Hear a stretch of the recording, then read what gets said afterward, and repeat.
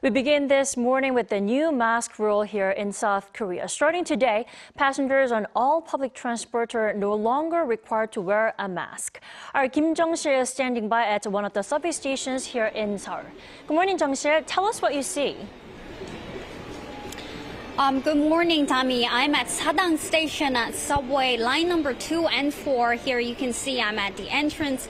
It's just past 9 a.m., which is the typical time that people go to work. So there are definitely fewer people, but I don't know if you can see the majority of the people were wearing masks when we arrived here a couple hours ago. Even though it's the first day that South Korean government basically allowed people to ride trains and buses and cabs and airplanes without having to wear a mask, people were still wearing one. And the South Korean government announced this decision on last Wednesday, March 15th, that no more indoor masks would be required.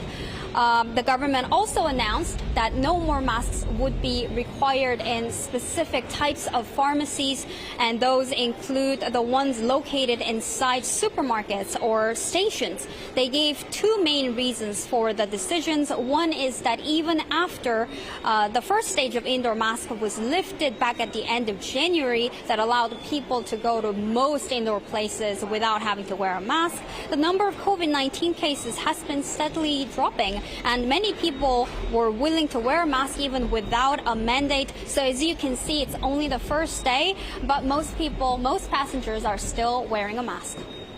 I can see that. Now, what are some of the reasons that people are keeping their masks on even though the mandate has been lifted? Right. This morning I talked to several passengers and they commonly gave me two reasons. First, COVID-19 still out there, so they want to protect themselves when in confined, crowded places, especially like the trains and buses here in Seoul during the rush hour, because it gets so crowded, people are almost like they're squished in together, so they want to protect themselves from the distance. And another reason was that it's been almost 2 years, 5 months time since the indoor mask mandate was brought in. So people are just simply used to wearing a mask. So those are two of the reasons why people still wear masks. I see. So no more mandatory mask wearing when taking the bus or a cab, but the mandate does remain in place in medical facilities, right? That is right.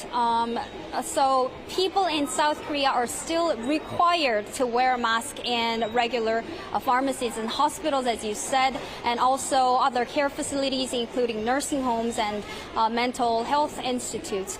Those are the places it's still mandatory. And South Korean health officials are likely to consider completely removing all indoor mask mandate only after the World Health Organization announces that COVID-19 is no longer a global emergency. That's all I have for this morning. Back to you, Dami. All right. Thank you, Jung-sil, for that report.